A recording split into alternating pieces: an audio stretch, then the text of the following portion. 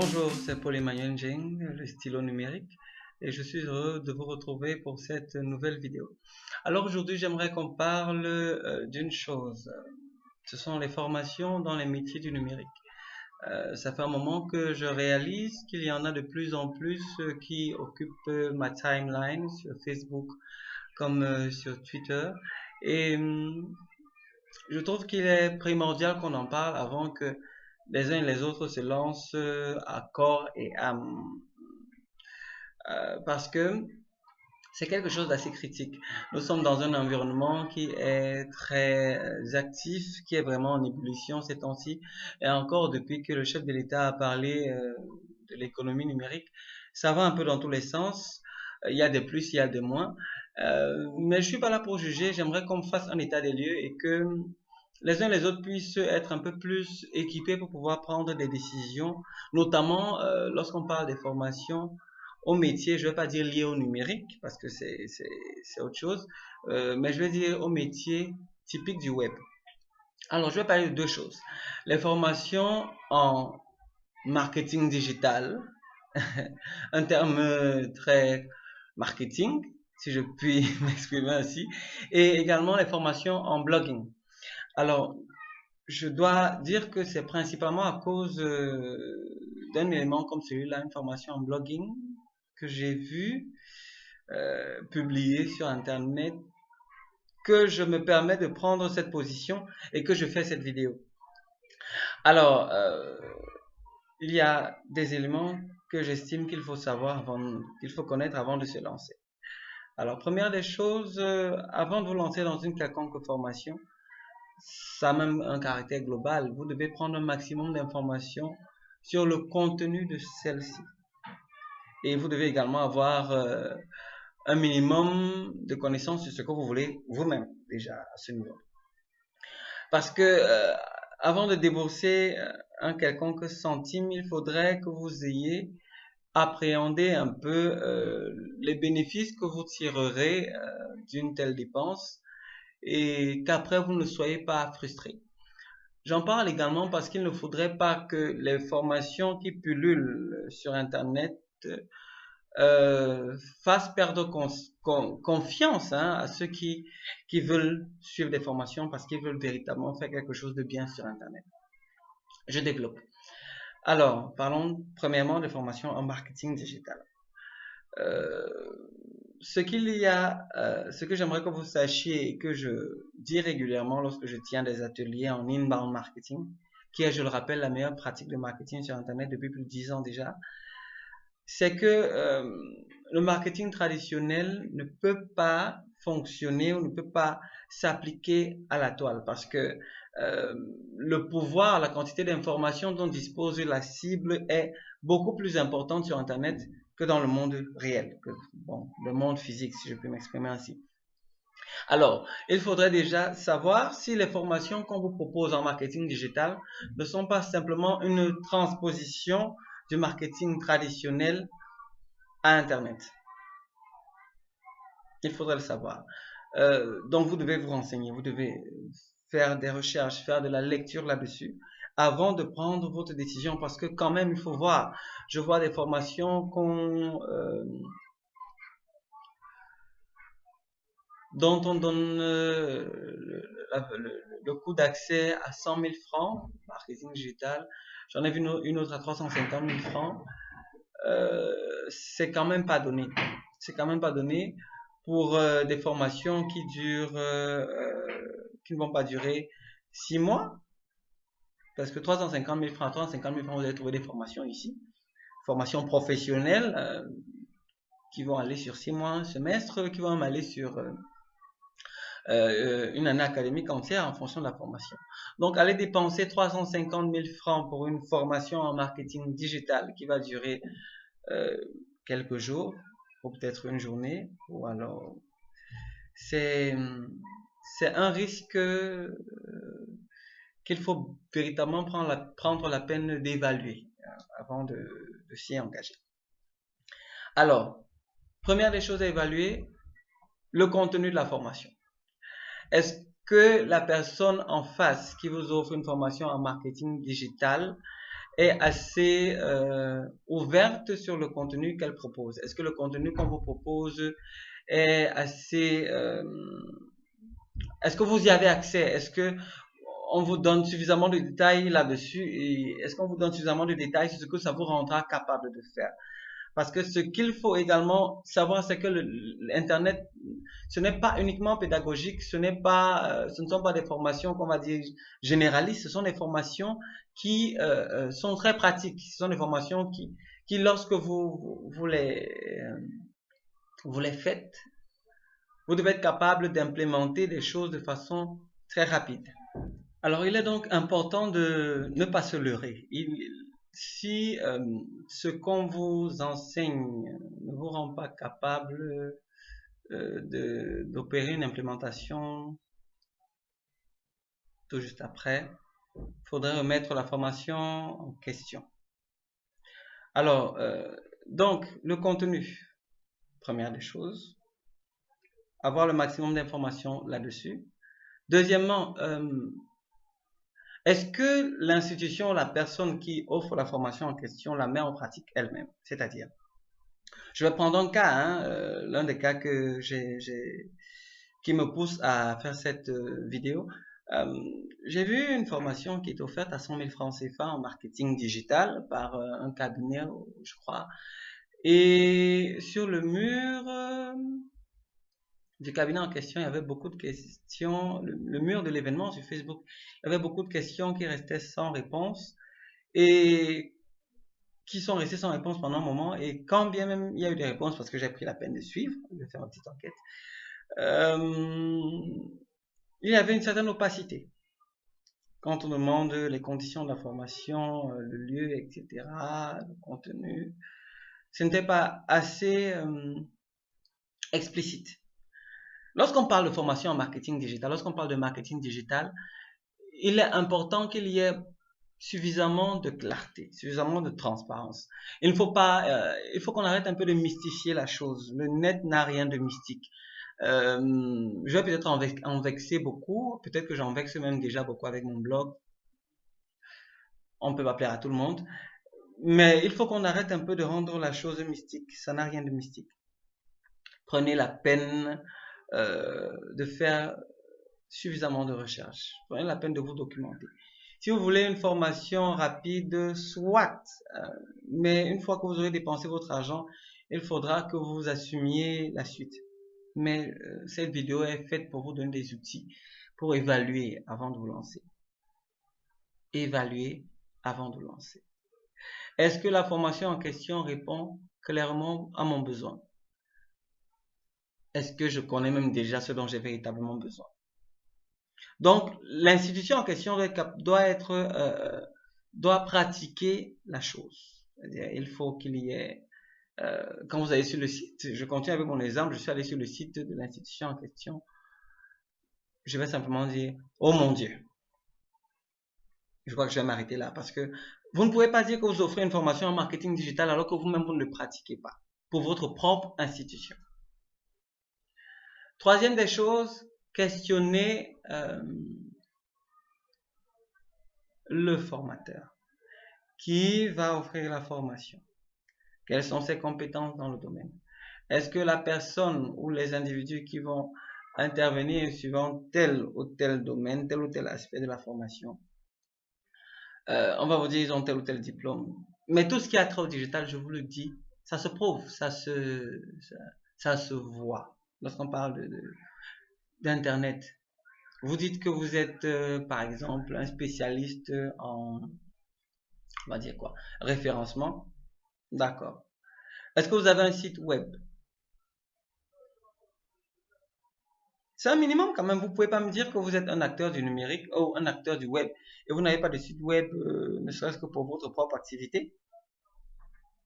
Est-ce que vous avez un blog où vous parlez régulièrement de référencement?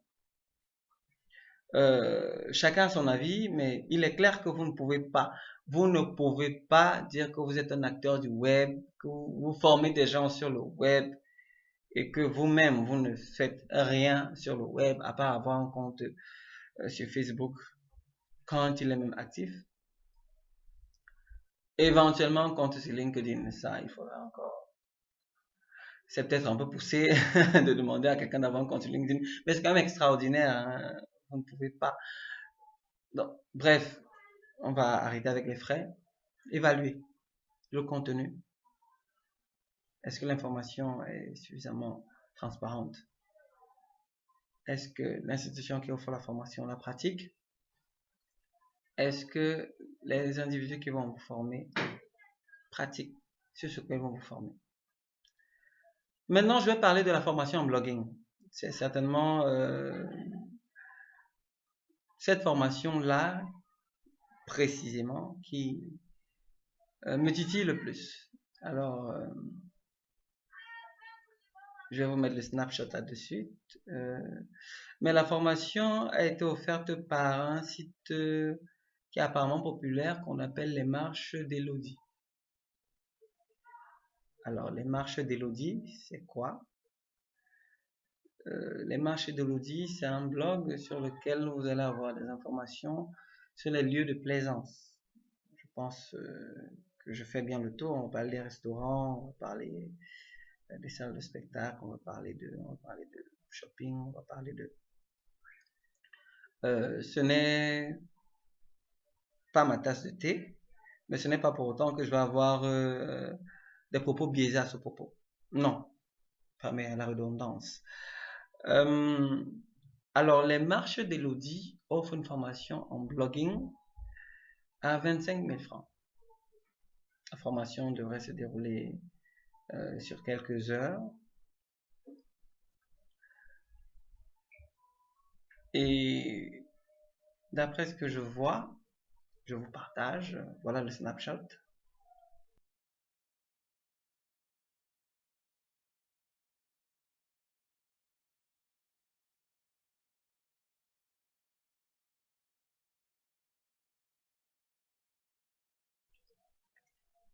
D'après ce que je vois, la formation n'a rien de technique.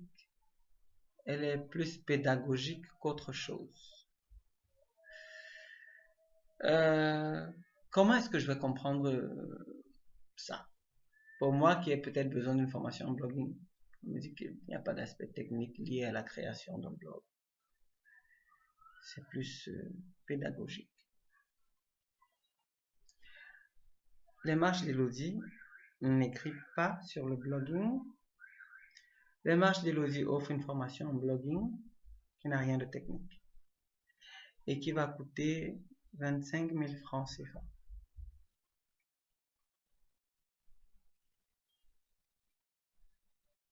Une minute de silence. Sincèrement,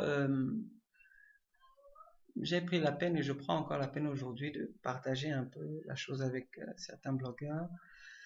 Et le dernier avec qui je l'ai partagé me dit, écoute, si tu dois écrire un article là-dessus, écris-le maintenant avant que quiconque s'inscrive à cette formation et paye 25 000 francs.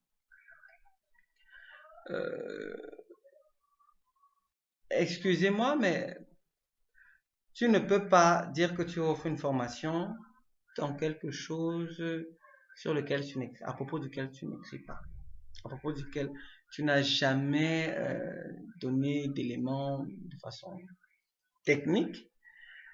Et il y a un certain mystère qui semble être entretenu là derrière, c'est-à-dire que je vais vous parler d'astuces, je vais vous parler de mes trucs à moi et tout. Le mystère entretenu derrière la chose n'aide pas. Ça n'aide vraiment pas. Alors, je ne recommanderais à personne de faire cette formation. Personne. Parce qu'il y a beaucoup d'opacité derrière. Quel est le contenu de la formation? Qu'est-ce que je vais apprendre? Sincèrement, si je sais ce que je vais apprendre, ce que ça va m'apporter par la suite, je peux donc évaluer le coût, je peux donner une certaine valeur en termes d'argent à la formation et voir si les 25 000 qui sont proposés sont en accord avec moi avant de payer. Faudrait pas que je paye et que je vienne un jour comme ça. J'arrive là à la formation sans trop savoir ce dont on va parler. On va parler de blogging. Et puis être éventuellement déçu. C'est un risque que je préfère ne pas prendre.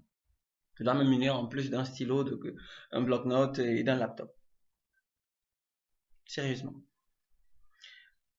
Typiquement pour les marches d'Elodie, voilà ce que tu pourrais faire, Elodie. Je le dis directement.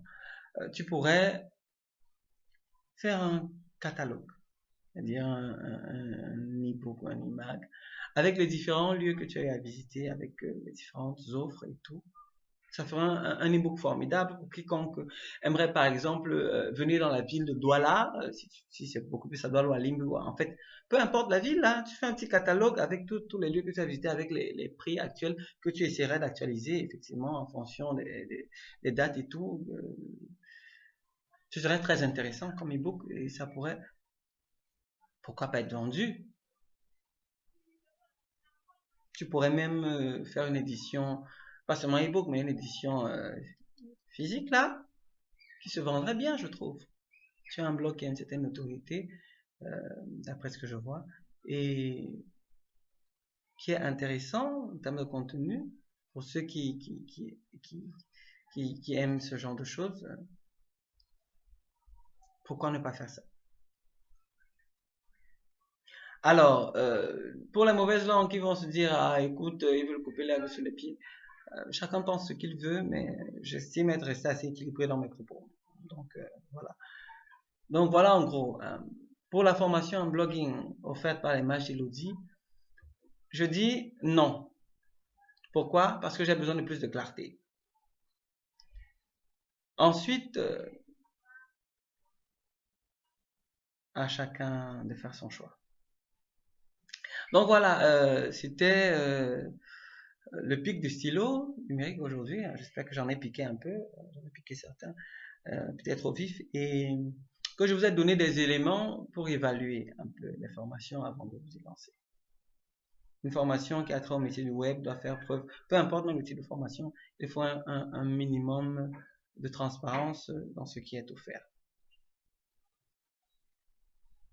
Je crois que c'est tout. À bientôt.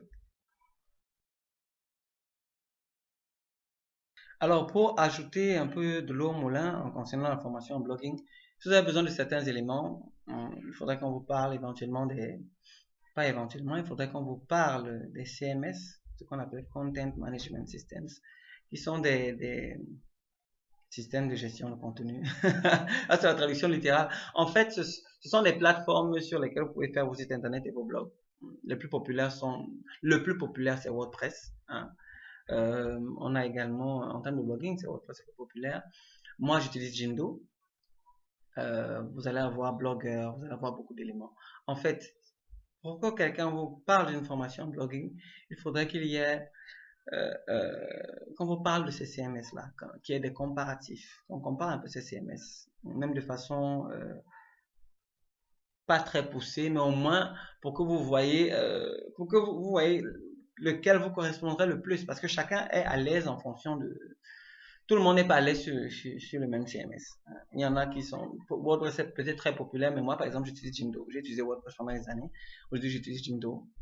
Parce qu'il y a d'autres choses que je recherche. Donc, il faudrait que quelqu'un qui vous parle du blogging, qui veut vous former en blogging, vous parle au moins de quelques CMS, comment les utiliser, un minimum, hein, des avantages ou des inconvénients. Bref, qu'il vous fasse un minimum de comparaison à ce niveau-là. Avant d'aller dans c'est quoi le blogging, la régularité dans le blogging, le contenu, comment créer du contenu, etc., etc., les éléments à savoir pour créer du contenu. Bref, voilà quelques éléments qui, à mon avis, sont indispensables pour quiconque veut faire une formation en blogging. Maintenant, il y en a qui n'ont pas le temps, hein, de choisir tel ou tel CMS qui payent pour qu'on leur fasse des blogs et tout. Oui, mais quand même, je le dis et je le redis, pour une formation en blogging, il faut qu'il y ait un minimum de transparence dans le contenu. Alors, c'était le stylo numérique. Je vous dis à très bientôt. Peut-être pour une autre vidéo, qui sait. Si déjà vous aimez celle-ci et que vous la visionnez suffisamment, peut-être que vous allez m'encourager à en faire une autre. Allez, à très bientôt et je vais dire à tout à l'heure simplement.